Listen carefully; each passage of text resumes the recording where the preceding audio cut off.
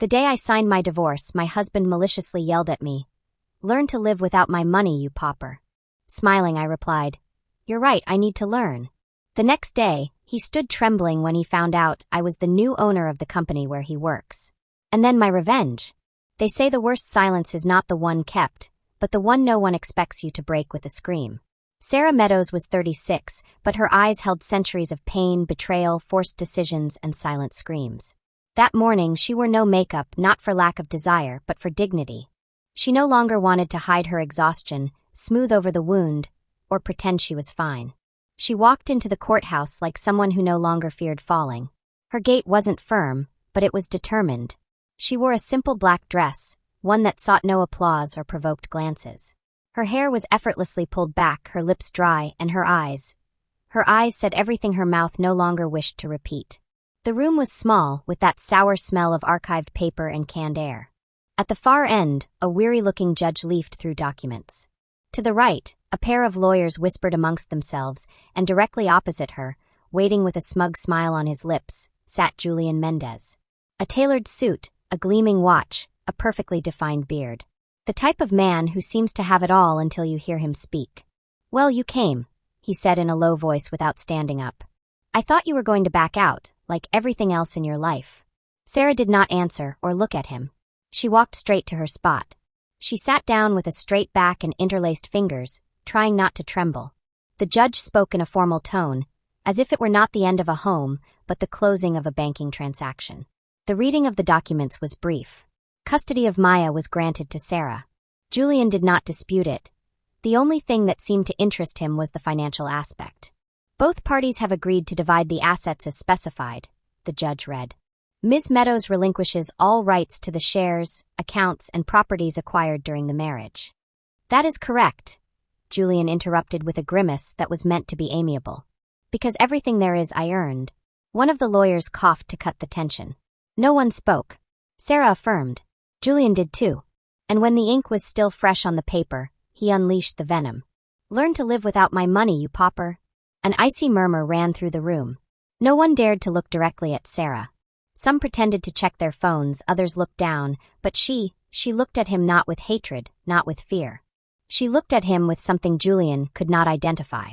Perhaps it was pity, perhaps it was liberation. "You're right, I need to learn." Her voice sounded serene, almost sweet, as if those words didn't sting, as if she agreed, as if instead of the marriage ending, something was just beginning. Julian blinked, confused. For a moment his smile vanished. The judge adjourned the session without adding a word. It was clear she had seen this more times than she could count. For her, it was just another divorce. For Sarah, it was the burial of an entire life. Walking out of the courthouse, the wind was dry and aggressive. Sarah felt the sun was more hurtful than illuminating. She walked slowly to the curb, not saying a word. Beside her, her lawyer accompanied her in silence. There was no need to speak. "It will be fine, Ms. Meadows," the young lawyer asked uncertainly. She stopped, looked at him with a slight smile, and replied, "I'm alive. That's enough for me for now." The taxi that took her back to the apartment was old, with an air conditioner that barely worked. But Sarah hardly noticed. She looked out the window, the buildings passing as if they were part of a foreign film. As soon as she entered the apartment, the emptiness hit her like a slap. There were no pictures, no rug, just a suitcase on the floor and a couple of boxes by the door. He had already taken everything, even the memories. The place smelled of nothing, that kind of smell that settles in when the soul abandons a space. She knelt by the suitcase, opened the zipper with trembling hands, and pulled out a wrinkled blouse. Maya appeared from the room with a broken doll in her arms. "Mommy, are we poor now?" Sarah fell silent. Her throat tightened. She tried to respond, but couldn't. She walked over to her daughter, hugged her tight, and whispered in her ear, "Now we are free." Maya was only 9, but she understood more than anyone imagined. She had heard shouting behind closed doors. She had seen her mother's red eyes pretending she had an allergy. She had learned to keep silent when Dad came home smelling strange, and with words sharper than a knife. Sarah prepared tea with hot tap water. There was no milk, no bread, just 2 chipped cups, a spoonful of sugar, and the promise that tomorrow would be different. That night, while Maya slept, Sarah opened an old box. Inside, she found letters, papers, and a black and white photo of Mr. Ernest, her father-in-law. A man who, despite everything, always showed her respect.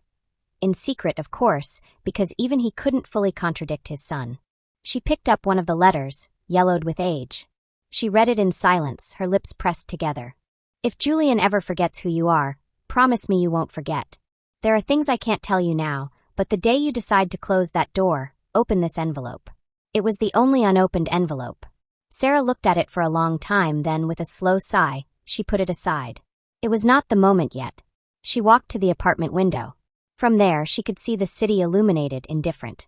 Thousands of lights on, millions of lives happening, and she was there alone. But alive. She smiled. Not a big smile. It was barely a soft curve of the lips. Now, Mr. Ernest, I'm ready to keep what I promised. And as she said it, her gaze changed. She was no longer the defeated woman from the courthouse. She was someone else.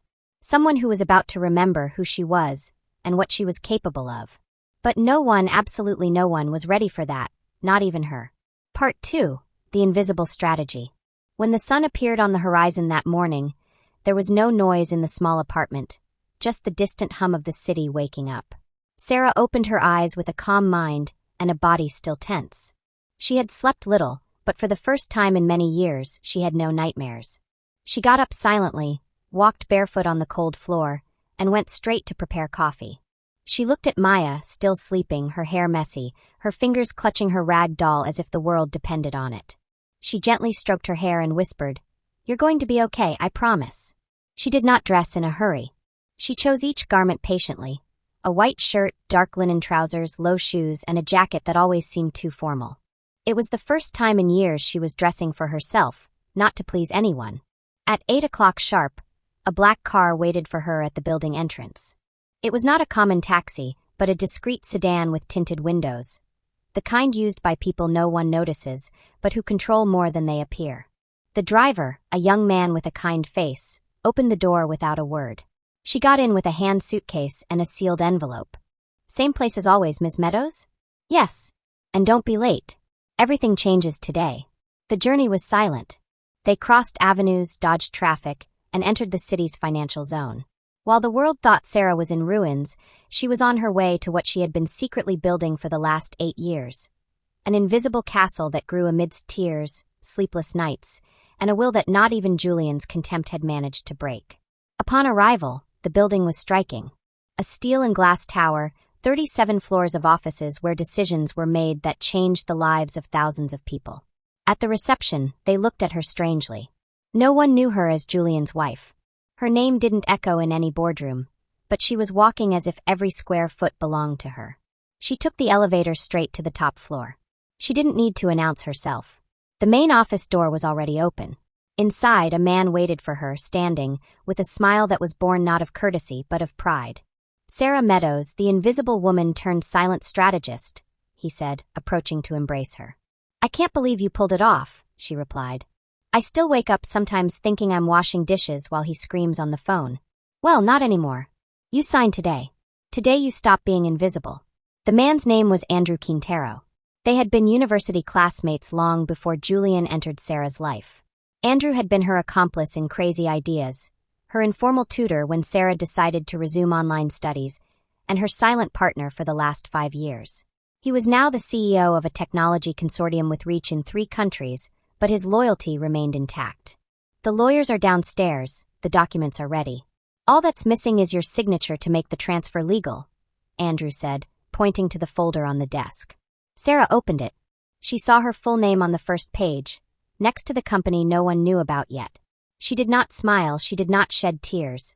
She simply signed once, twice, 3 times, and when she finished, she remained silent for a few seconds, looking at her name stamped as the legal owner. "Aren't you going to say anything?" Andrew asked. "Yes," she replied, closing the folder calmly. "That I will never again allow someone to take the place I deserve." Andrew watched her in silence. He knew she wasn't just talking about business. They then walked through the floor together, reviewing the final details. Sarah made decisions firmly, asked about balances, and analyzed investment projections. She had a surgical knowledge of every move. Andrew looked at her with astonishment. She was not only intelligent, she was mercilessly precise. "And now what's next?" he asked while pouring 2 coffees. "Now I let him breathe," she said, crossing one leg over the other. "I don't want him to find out from me. I want him to discover it the same way I did when I saw him kissing my best friend, as if I didn't exist. I want life to return that exact sensation to him. Andrew frowned. What if he finds out before? He won't. The change of ownership is not public yet. There are confidentiality clauses. Until the Friday meeting, he won't know anything. He'll sit in his office thinking everything is under control.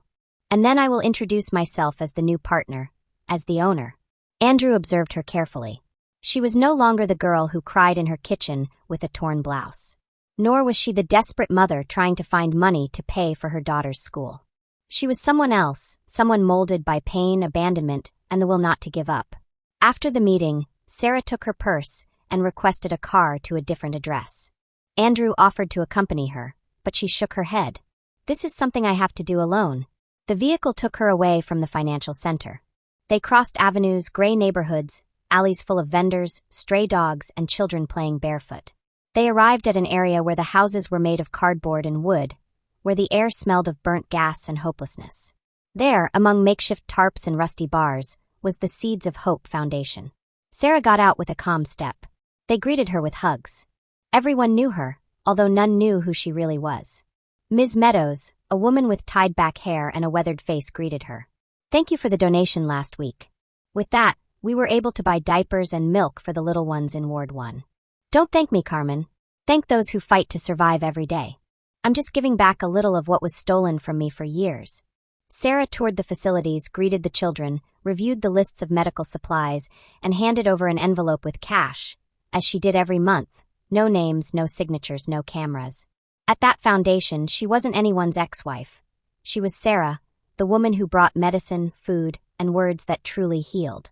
A little girl with a bandaged head approached her and offered her a paper flower. My mom says you're like a fairy, but without wings. Your mom is wise, Sarah replied, taking the flower. Wings are put away when you have to fight. Back in the car, her phone vibrated.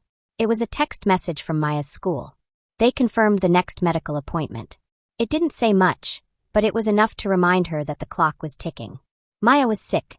The doctors spoke of a rare autoimmune condition. Sarah didn't fully understand it yet. She only knew that her daughter's body was attacking itself, and every day was an uncertain gift. That night, upon arriving home, Maya was waiting with a drawing. Look, Mommy, it's you and me in a very big house with flowers. Where is Daddy? Sarah asked carefully. Maya shrugged. I don't know, but you're smiling. Sarah couldn't help but hug her. She stayed that way for a long time, feeling her fragility, her warmth, her life.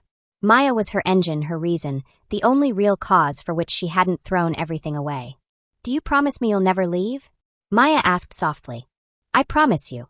But Sarah knew she couldn't make promises to the human body, not when Maya's was in constant warfare. Part 3, The Revelation. 3 days later, the moment arrived. Julian walked into his office like every morning.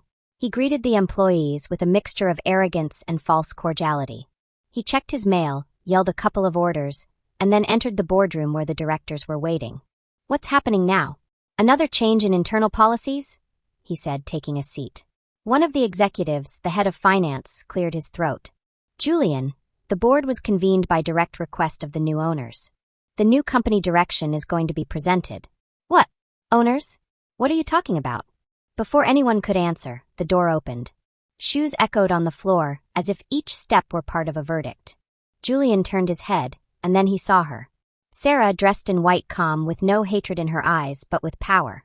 He stood up, bewildered, his voice tangled in his teeth. What are you doing here? She didn't answer. She walked to the center of the room, pulled a document from her purse, and placed it on the table. The title was clear: Legal Transfer of Shares. Majority Owner. Signature: Sarah Meadows. Julian took a step back. No one spoke, no one dared to move. Sarah, I don't understand. You don't need to understand. Just sit down and watch how real work is done. And for the first time in his life, Julian obeyed without realizing, without knowing that everything was just beginning. Julian was utterly confused. He didn't know if he was dreaming, if someone was playing a cruel joke, or if, by some absurd error, his ex-wife had managed to sneak into that room. But there she was, Sarah, the woman he humiliated, called useless, and abandoned without looking back, now standing in the middle of the boardroom with a portfolio in one hand and her gaze fixed on him like a sentence. The executive's eyes darted from one to the other, not daring to speak. An uncomfortable silence settled among them like a bomb about to explode. The atmosphere changed. It wasn't just a meeting. There was tension, anticipation, and a trace of fear floating in the air. Julian was the first to break the silence. "What the hell are you doing here?" he said through clenched teeth, standing up with a mixture of disbelief and rage. Sarah remained calm. She didn't raise her voice or react to his tone. She walked slowly to the head of the table, placed the portfolio carefully, opened it, took out some documents, and slid them toward the center. "I didn't come to ask you for a job. I came to watch you fall without noticing." Her words were not an attack. They were a cold declaration, like a doctor giving a diagnosis without anesthesia. Julian paled. He approached the document and read it. His name was there at the bottom of the page, but in a context he disliked.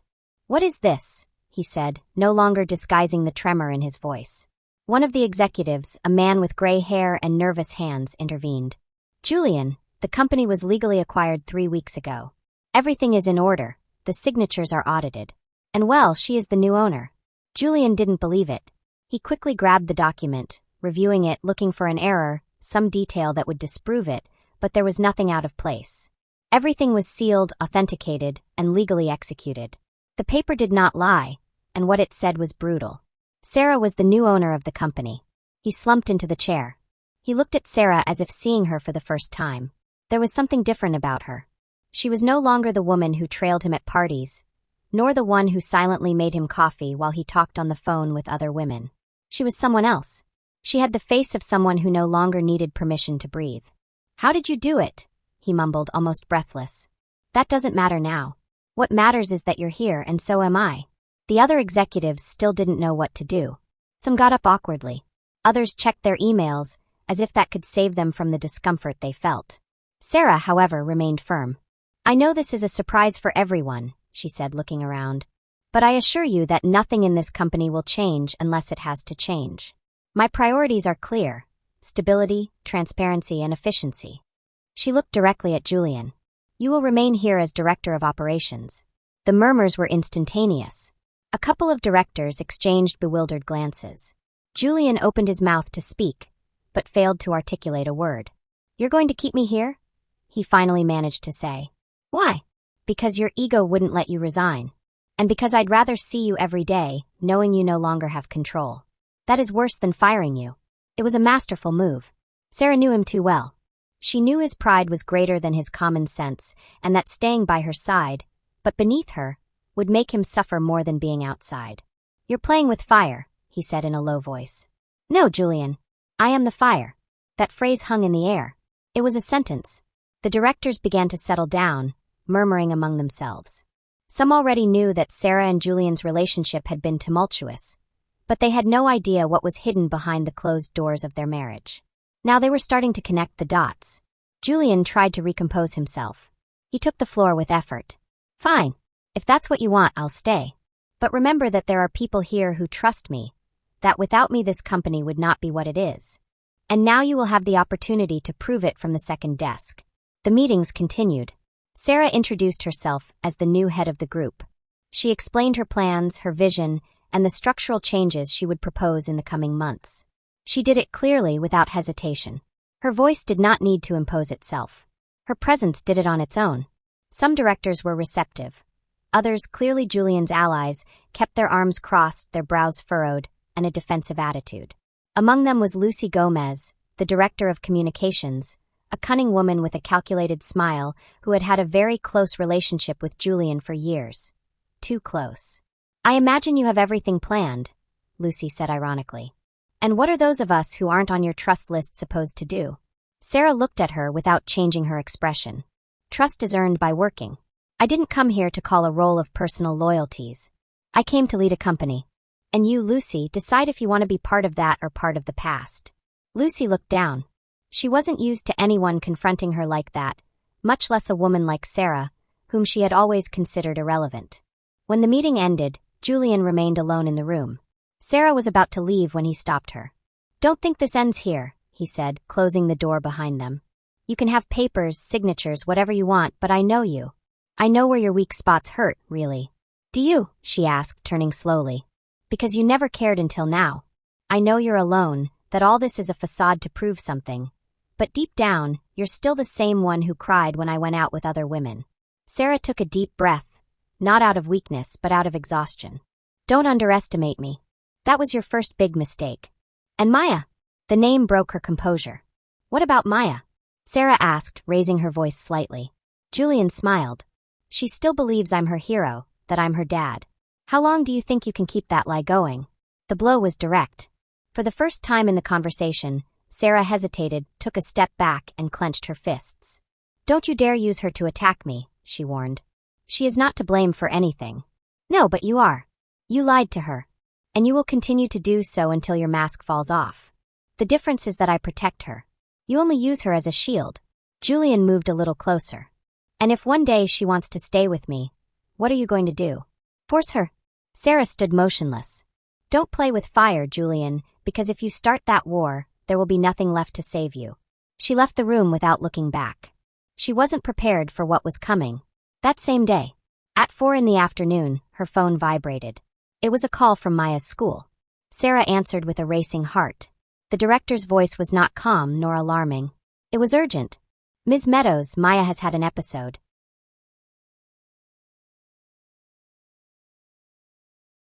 She's in the infirmary. We called emergency services. She fainted in the classroom.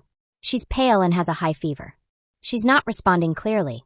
Sarah didn't ask for details. She just ran out, leaving everything on the table.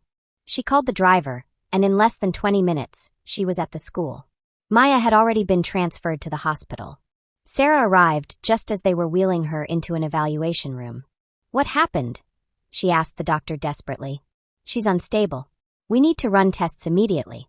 There are signs of internal inflammation, possibly an autoimmune reaction. Has she had similar episodes before? No, just fatigue and dizziness. Nothing like this. Prepare to spend the night. We'll keep her under observation. Sarah took Maya's hand. Her eyes were barely open. I'm here, my love. Everything will be fine.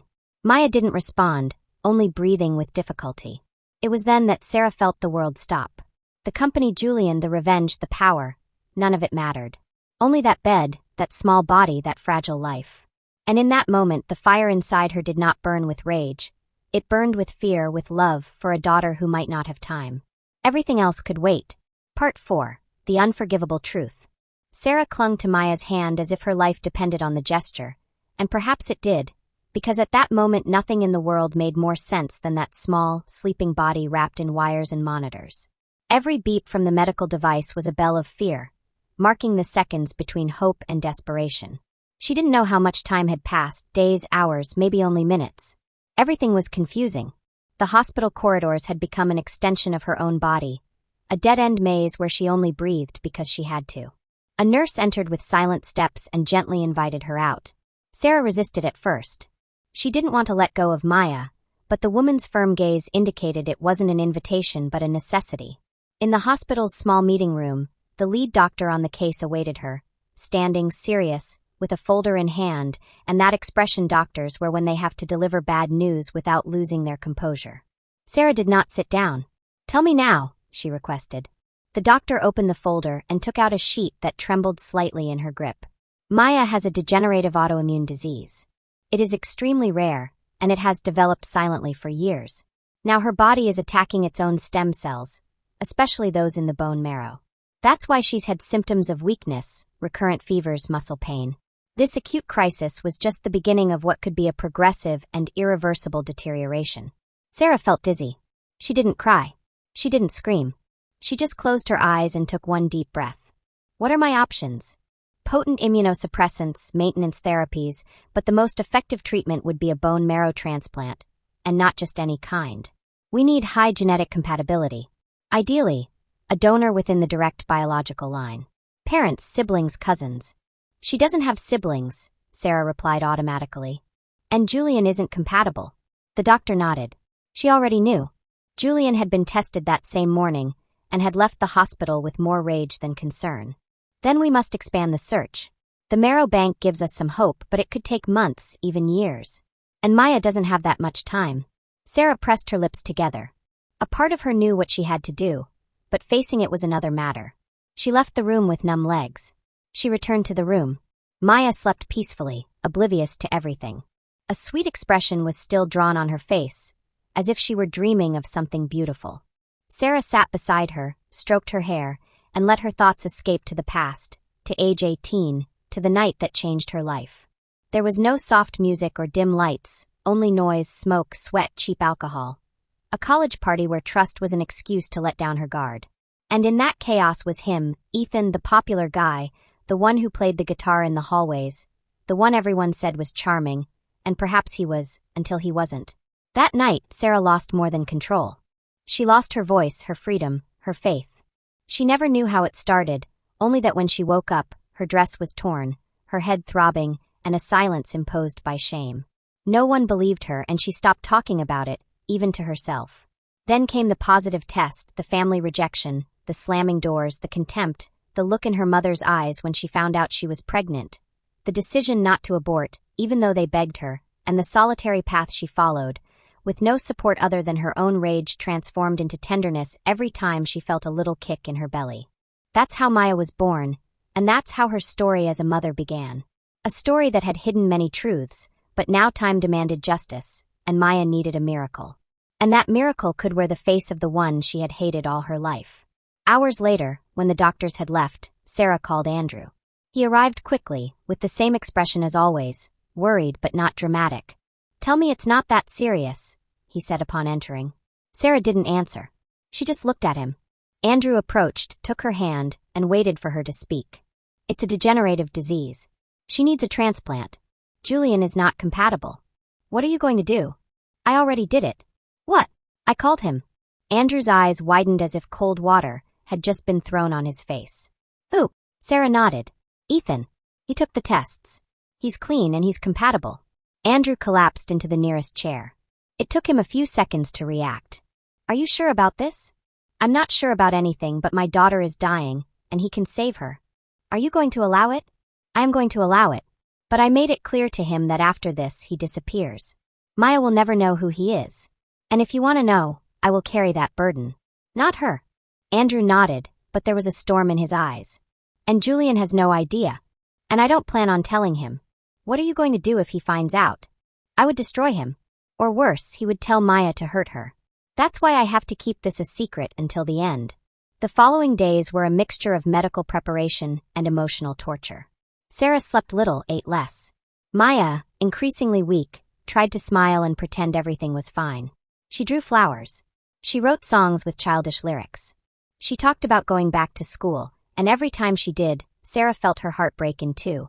Ethan was hospitalized to begin the preparation process.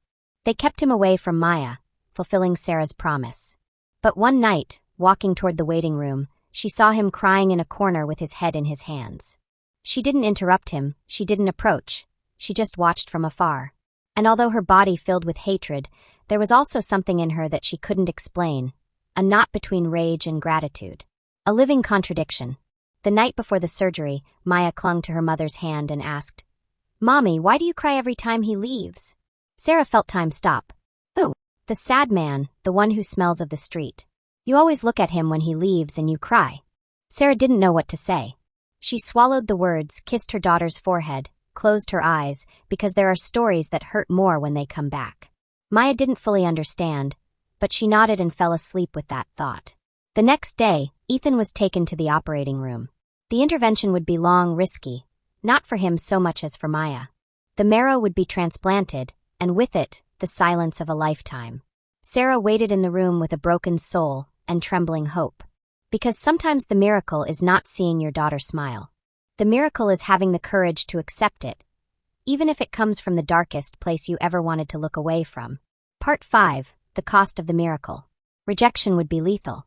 Sarah heard that word as if it came from inside a cavern. Lethal. There was no other way to put it. It was not masked with medical euphemisms or sweet promises. Maya was alive, yes, but suspended on an invisible thread that could break at any moment. Everything that came next depended on her small body, on its ability to embrace what was not hers and turn it into a part of itself.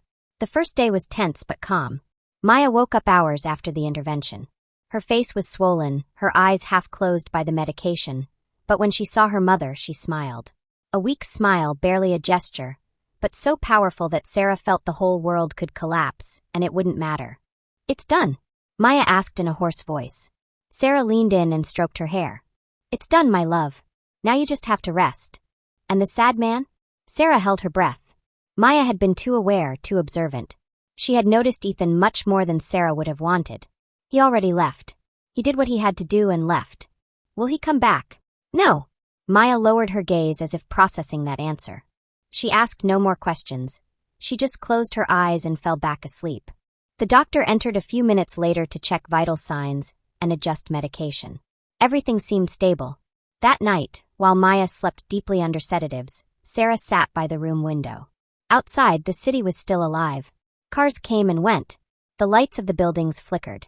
The lives of others continued without knowing what was happening inside that room. Andrew arrived with a change of clean clothes and hot food. Sarah wasn't hungry, but accepted a couple of spoonfuls. Ethan, she asked in a low voice. He was discharged today. He didn't want to stay longer, nor did he accept the money I offered him. He only asked to leave with the clothes he arrived in. Did he say anything else? Only thank you, and that he wouldn't return. He asked me to tell you that. Sarah nodded. She said nothing. She didn't need to. Ethan had kept his word. He had entered their lives, shaken them up, and left like a ghost who came to fulfill a mission before disappearing forever. During the following days, Maya showed positive signs. She had nausea, low fever, and mood swings, but the doctors assured her that these were normal reactions to the process. Every small step was a silent triumph. Every day without rejection was another candle lit on the altar of hope. But not everything could remain silent. Julian came back. He appeared without warning one morning in his impeccable suit and serious face. He brought no flowers or toys, only an inquisitive attitude that Sarah recognized instantly. I want to see my daughter. Sarah was sitting in front of the room. She stood up, blocking the way. No, not today. Why not? I am her father. I have the right. You are not her father. You never were, genetically or emotionally. Maya doesn't need you now. Julian clenched his jaw. What are you hiding, Sarah? I'm not hiding anything. You already took the tests. You're not compatible. And on top of that, you disappeared when she needed you most. And how did a compatible donor miraculously appear?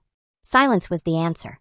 Sarah said nothing, and that was enough for Julian to realize that something didn't add up. His gaze darkened. Who is he? It's none of your business. So he's a stranger? Then I have the right to know. If he's someone who endangers my daughter, you no longer decide for Maya. Julian looked at her with rage, but said no more. He turned and left. Sarah watched him walk away, knowing that this wouldn't be the last time she saw him. Julian wouldn't leave without trying to regain control. It was the only thing he knew how to do, dominate. That night, Maya had an episode of high fever. The doctors acted immediately, administering steroids, increasing hydration, and controlling levels with antibiotics. Sarah didn't leave her side for a second. She spoke to her in a soft voice, with promises she didn't know if she could keep. Don't go, my love. Not yet. Not after everything we've done. Hold on a little longer. Just a little more. The fever broke at dawn. Maya stabilized again. The doctor, upon leaving the room, told her in a low voice, she's responding well. She just needs time and a lot of love. Sarah stood in front of her daughter's bed, not knowing whether to laugh or cry. Exhaustion was beginning to creep into every pore of her body, and yet she was still standing. 2 days later, Maya woke up more lucid. Her eyes were brighter. She sat up for the first time with help. She drew a flower on a white sheet and colored it with the pencils Andrew had brought her. Do you like it? She asked, showing it to her mother. It's the most beautiful flower I've ever seen. I made it for him. Sarah swallowed. For whom? For the man who was crying in the hallway. I saw him many times, even though you thought I was sleeping. He always looked at the door as if he wanted to come in but couldn't. I saw him cry. I want him to know I'm okay, that I'm alive. He's already gone, honey. Why? Because there are people who only come to fulfill a purpose, and when they do, they leave. Did you know him? Sarah hesitated. The knot in her throat was so large that for a moment she thought she wouldn't be able to answer. Yes, I knew him. He was a person who hurt me a lot. But he was also the one who gave you the chance to keep living. Maya looked down. She didn't fully understand, but she felt it. Sometimes children don't need to know the details to perceive the truths. Then, is he my hero or my villain? Sarah leaned in, kissed her forehead, and whispered, Sometimes, honey, people can be both at the same time. Maya didn't ask again.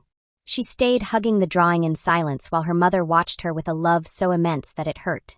Days later, the doctors confirmed that the marrow was being accepted by the body. Maya was improving, slowly but clearly. The new cells were multiplying. The prognosis was favorable. Sarah walked out into the hallway and leaned against the wall. She closed her eyes. The tears finally came out, not of sadness, but of relief. Not for her, but for Maya, because she was going to live, because the miracle had arrived, because even though the past continued to burn within her, the present was now her victory. And although she would never forgive completely, she had saved the most sacred thing she had. The price had been extremely high, but Maya was alive, and that was worth everything. Part 6. Justice is served. Sarah watched her daughter sleep with her fingers laced over her chest, as if protecting the gift she had just received, the possibility of continuing to live. Every night in that hospital was a battle won. And although there were still days ahead, what she felt was no longer fear, but a strange mixture of gratitude and exhaustion. She had gone through hell without losing her daughter. Now she just wanted peace, but life does not grant peace so easily. Within hours of Maya's partial discharge, Sarah received a call, an unknown voice, formal, dry. Ms. Meadows, this is the Assistant District Attorney of the Economic Crimes Department. We need you to come in for questioning. Your name appears in a financial fraud file linked to Mendez and Associates. Sarah felt the ground open beneath her feet again. I'm sorry, my name? Yes, ma'am. There are documents with your signature authorizing transfers to offshore accounts. Funds that were diverted in recent years while you were still Julian Mendez's marital partner. Sarah hung up without further explanation. She sat in the hospital waiting room with a blank mind. All the effort, all the rebuilding, and now this. She slowly stood up and called Andrew. I'm being investigated for fraud. They used my name, and I think I know who it was. That same night, Andrew arrived at the hospital with a briefcase full of documents. There was something in his face that Sarah hadn't seen before. Contained fury. I told you. I always knew Julian was hiding something. I never understood how he had so much capital, so many undeclared properties abroad. Until one of my contacts in Panama called me. They were moving money with your signature. Do you want to know the worst part? The movements began 6 months before your divorce, and you signed bank authorizations while you were hospitalized with Maya's pregnancy. What? That means he forged your signature. Sarah clenched her teeth. She didn't cry. She had no more tears for old betrayals. She only had rage, and rage was a powerful fuel. Days later, the scandal broke. Financial news published headlines across all platforms. Entrepreneur Julian Mendez investigated for laundering and fund diversion. Used ex-wife's identity in illegal operations. The corporate world that once admired him now repudiated him. Brands withdrew their support. His partners avoided him. The board of his own company voted for his dismissal in an express session.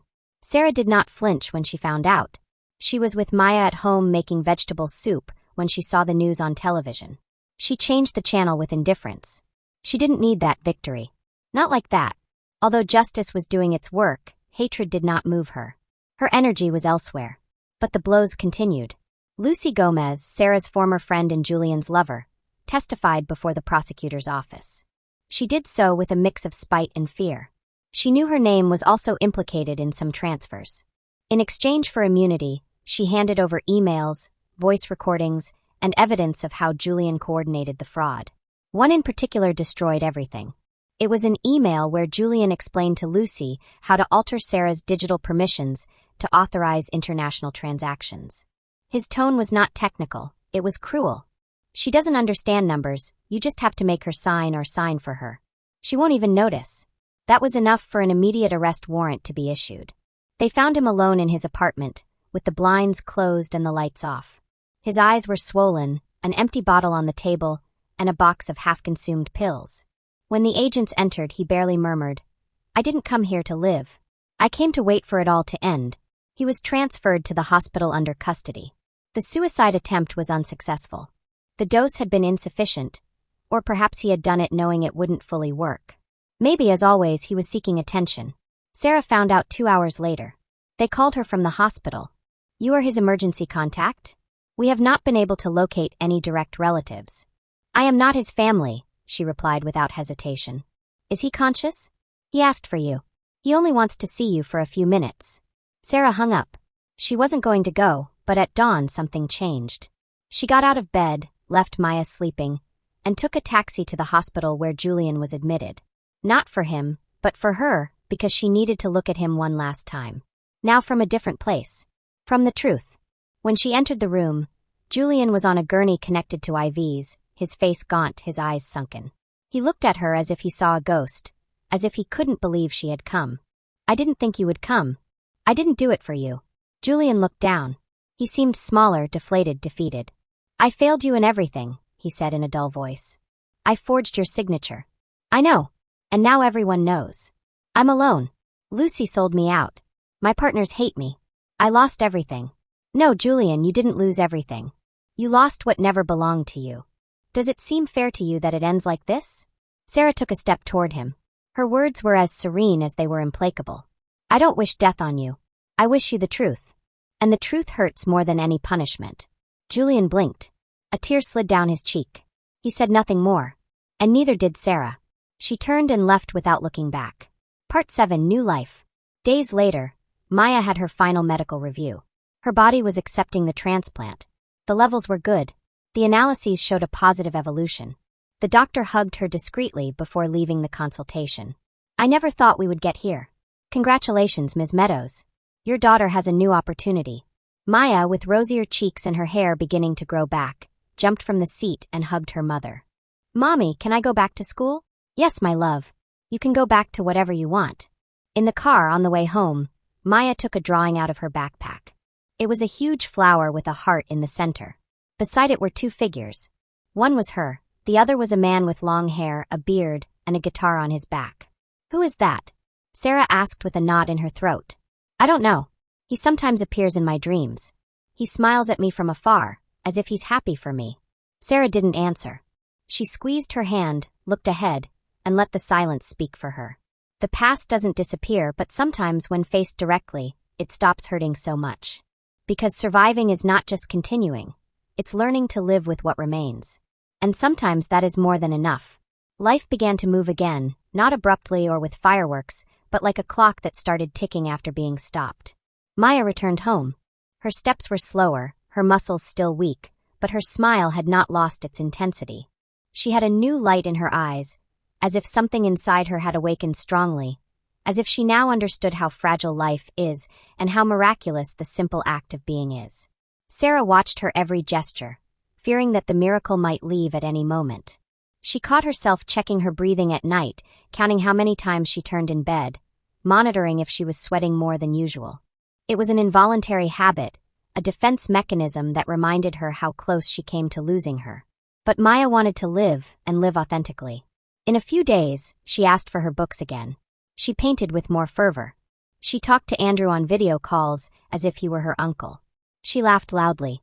She asked difficult questions, especially about the man who had disappeared after donating his marrow.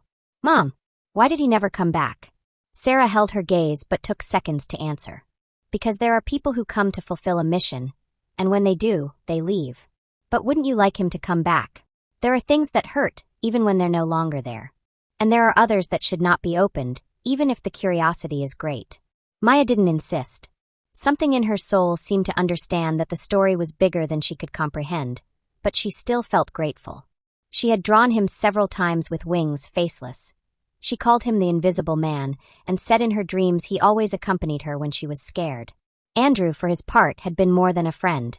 He had been there since day one, not to rescue her, but to remind her who she was. Now they talked about business, but also about life. They had resumed an old project that had been shelved for years, a foundation. It was not just a symbolic act, it was a response. And so, the Root Foundation was born, a space for women victims of abuse, girls in situations of abandonment, and mothers with sick daughters. Sarah did not use her name to promote it. She did not want press, just action. They started with workshops, then with free psychological consultations, then with rehabilitation spaces. Every time she cut a ribbon, she felt something inside her being rebuilt. She wasn't just healing. She was transforming pain into something useful. At the official inauguration, there were few words. Sarah walked onto the stage with Maya by her side, took a deep breath, and only said this: "No one chooses pain, but we choose what we do with it. We choose to sow." The applause was sincere. Sarah left without tears. She no longer needed them. Meanwhile, in another corner of the country, Julian tried to survive his own ruin. After the scandal, he had been sentenced to probation. loss of licenses, frozen accounts, limited residency, a cell without bars but with all the limits. He lived in a small apartment paid for by a distant relative. He only went out to sign papers at the courthouse and spent the rest of the day watching the news without sound. He had lost everything, even his arrogance, and with that he finally began to see. One Friday morning, after weeks of isolation, he took a taxi to the cemetery where his father was buried. He brought flowers, not out of habit but out of necessity. The mausoleum was neglected. He cleaned the dry leaves with a napkin.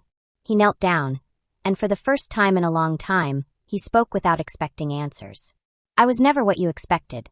I don't even know if I ever truly tried. You gave me your company, you gave me your trust, you gave me a woman who was worth more than I could see, and I destroyed her. I destroyed myself." He didn't cry. Tears were a luxury he no longer had. He stayed there in silence, his forehead resting on the cold marble, like a son who never learned to be one. Sarah found out about that visit weeks later through an anonymous call from the cemetery guard. She didn't give it importance.